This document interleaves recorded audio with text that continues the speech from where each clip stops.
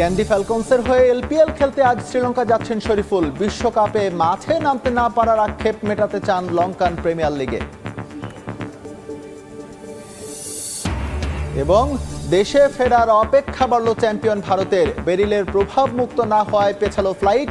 আজ সন্ধ্যায় বারবাডোস ছাড়বে রোহিতদের বিশেষ বিমান। নিয়ে অবশেষে মুখ খুললেন তাসকিন আহমেদ। সেদিন কি হয়েছিল, কেন ভারতের বিপক্ষে ম্যাচ খেলেননি, সবকিছুর ব্যাখ্যা দিয়ে তারকা এই পেসার অনুরোধ জানিয়েছেন বিষাক্ত পরিবেশ তৈরি না হাতুরু সিংহে সহ বাংলাদেশ দলের যে কোচিং স্টাফ রয়েছেন, মোটামুটি একটা বিশাল বহর, বাংলাদেশ ক্রিকেট বোর্ডের বিশাল একটা ব্যয় এদের পেছনে।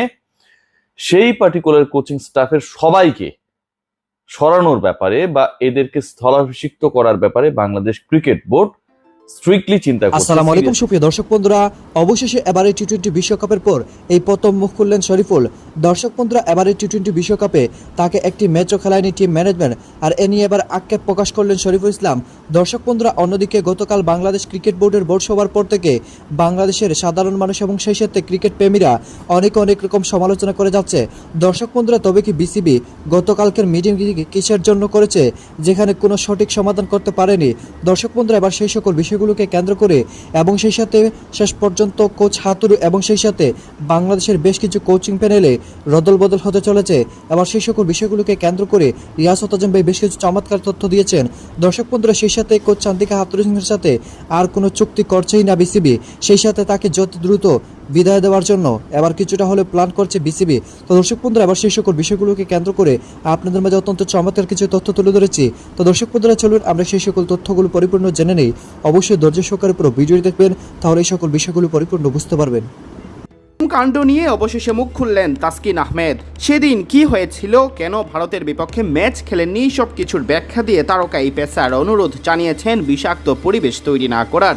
এদিকে গণমাধ্যমের অপপ্রচারকে দোষারোপ করে তাসকিন হুঁশিয়ার করেছেন, ভবিষ্যতেও এমন নজির দেখা দিলে নেবেন আইনি পদক্ষেপ। ভারতের বিপক্ষে সুপার 8-এর ম্যাচে তাসকিনকে একাদশে না দেখে অবাক হয়েছিলেন সবাই। সম্প্রতি একটি গণমাধ্যমে দাবি করা হয়, তাসকিন ঘুমের কারণে ওই ম্যাচের আগে টিম বাস মিস করেন, এই কারণেই দল নাকি তাকে রাখেনি একাদশে। এ নিয়ে ব্যাপক আলোচনা সমালোচনার পর অবশেষে মুখ খুলেছেন তাসকিন। সোশ্যাল মিডিয়ায় তিনি লিখেছেন, প্রথমত আমি সবাইকে জানাতে চাই যে বেশিরভাগ সংবাদ এবং তথ্য যা ছড়ানো হচ্ছে তা কেবল গুজব, এবং আমি আশা করি ভক্তরা এটা সেভাবেই দেখবেন। দ্বিতীয়ত, আমি ঘটনাটি সেদিন আসলে কি ঘটেছিল তা পরিষ্কার করতে চাই। আমি স্বীকার করি আমি স্বাভাবিকের চেয়ে পড়ে উঠেছি এবং এজন্য আমি ইতোমধ্যে পুরো দল ও ম্যানেজমেন্টের কাছে ক্ষমা চেয়েছি।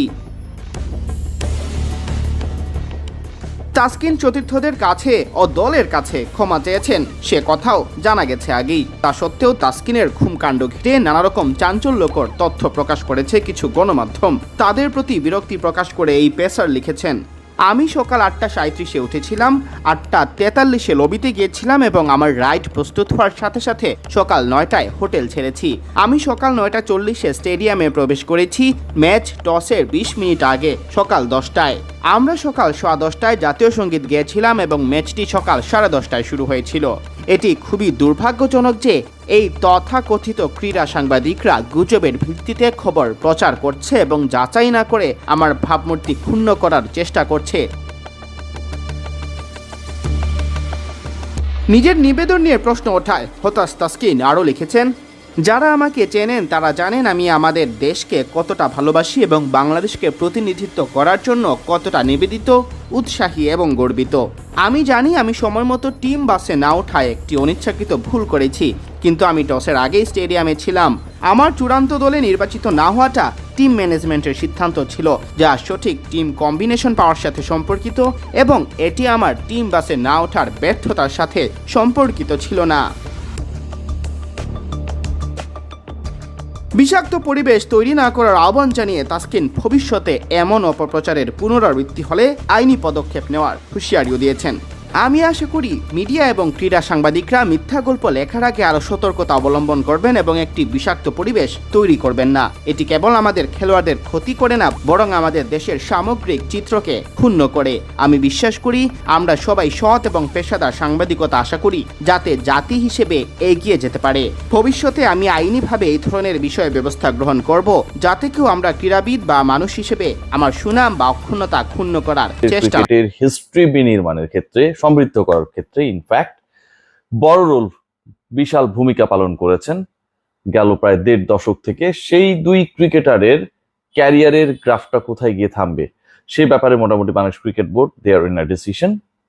দ্বিতীয় পয়েন্ট যেটা, সেটা হচ্ছে মূলত আলোচনা করতে চাই শুরুতেই, চান্ডিকা হাথুরুসিংহে সহ বাংলাদেশ দলের যে কোচিং স্টাফ রয়েছেন, মোটামুটি একটা বিশাল বহর, বাংলাদেশ ক্রিকেট বোর্ডের বিশাল একটা ব্যয় এদের পেছনে।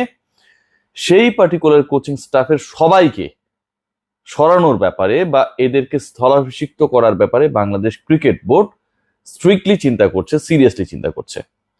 এবং গতকাল যে বাংলাদেশ ক্রিকেট বোর্ডের সভা হয়েছে, যে সভায় অনেক আউটপুটস আমরা আসলে এক্সপেক্ট করছিলাম, শেষ পর্যন্ত অন্তত মিডিয়ার জন্য সেগুলো আসেনি।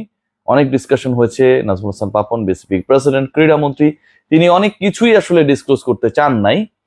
কিন্তু সেই মিটিং এর অন্যতম গুরুত্বপূর্ণ একটা অংশ ছিল, অন্যতম গুরুত্বপূর্ণ একটা পার্ট ছিল, যেখানটায় ক্রিকেট বোর্ডের পরিচালকরা, একজন স্পেসিফিক পরিচালক যিনি বাংলাদেশ ক্রিকেট বোর্ডের দায়িত্বে রয়েছেন দীর্ঘ সময় ধরে, যিনি বিপিএল গভর্নিং কাউন্সিলের একজন প্রভাবশালী সদস্য, তিনি বিষয়গুলোকে তুলেছেন, অন্যরা এই বিষয়গুলোকে সমর্থন করেছেন।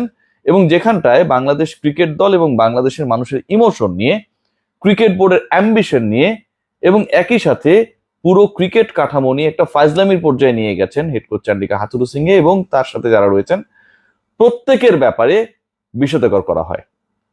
এবং এই কোচিং স্টাফকে দ্রুততম সময়ের মধ্যে রিপ্লেস করার ব্যাপারে একটা নীতিগত সিদ্ধান্ত হয়েছে।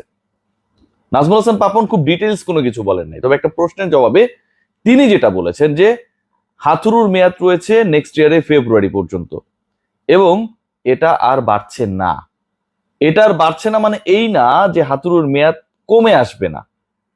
বাংলাদেশ ক্রিকেট বোর্ড তারা পুরো কোচিং প্যানেলকে, শুধু চান্ডিকা হাথুরুসিংহে না, পুরো কোচিং প্যানেলকেই এই মুহূর্তের যে সিচুয়েশন, সার্কামস্টেন্স, দুটা আইসিসি গ্লোবাল ইভেন্ট 7 মান্থসের মধ্যে, যেখানটায় বাংলাদেশ খুব বাজে ক্রিকেট খেলেছে, বাংলাদেশের মোরালিটি, বাংলাদেশের পরিকল্পনা, বাংলাদেশ কি করতে চায়, পুরো দল আসলে যেই লক্ষ্য নিয়ে বিশ্বকাপে গিয়েছিল এবং সেই লক্ষ্যকে আখ্যায়িত করা হয়েছিল যে সুপার 8-এ, টপ 8-এ গেলে এরপরে যা পাবে বাংলাদেশ সেটা হচ্ছে বোনাস টাইপের, এরকম বক্তব্য আমরা দেখেছি। আমরা দেখেছি বাংলাদেশ দল যখন সেমিফাইনালসে যাওয়ার একটা বিশাল সুযোগ তৈরি হয়েছিল, সেই সময়টা রিল্যাক্টেন্ট ক্রিকেট খেলেছে।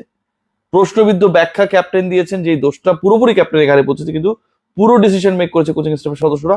সো এই কোচিং স্টাফকে বাংলাদেশ ক্রিকেট বোর্ড আর রাখছে না। আবারও বলছি, বাংলাদেশ ক্রিকেট বোর্ড চান্ডিকা হাথুরুসিংহের যে নেতৃত্বাধীন কোচিং স্টাফ, সেই কোচিং স্টাফকে রাখছে না। তাহলে কারা আসছেন, কে দায়িত্বে আসছেন? সেই দায়িত্বটা ক্রিকেট বোর্ড প্রেসিডেন্ট, তিনি বাংলাদেশ ক্রিকেট বোর্ডের যে পরিচালনা পর্ষদ রয়েছে সেখানকার গুরুত্বপূর্ণ, প্রভাবশালী এবং বয়োজ্যেষ্ঠ কয়েকজনকে দিয়েছেন, এদেরকে যত দ্রুত সম্ভব রিপ্লেস করা যায় কিনা। যাদের চাকুরি যাচ্ছে বা যাদেরকে মানে খুব দ্রুততার সঙ্গে আসলে এখান থেকে সরানোর পরিকল্পনা করা হয়েছে, তার মধ্যে সবচেয়ে বড় নাম যেটা, সেটা হচ্ছে ব্যাটিং কোচ যিনি দায়িত্ব পালন করেছেন, সেই তিনি।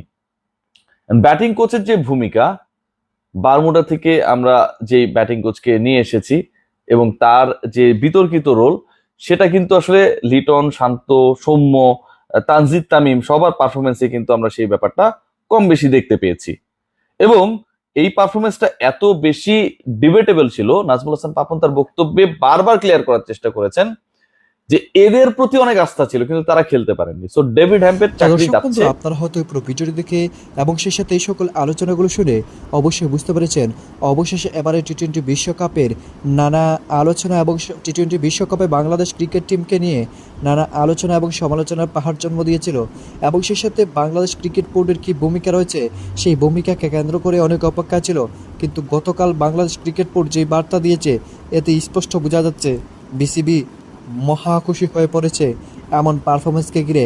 তবে বাংলাদেশের কোটি ভক্তরা এমন পারফরমেন্স দেখতে চায়নি, যেখানে সেমিফাইনালের মতো খেলার চান্স নষ্ট করেছে সেখানে শান্তদেরকে নিয়ে।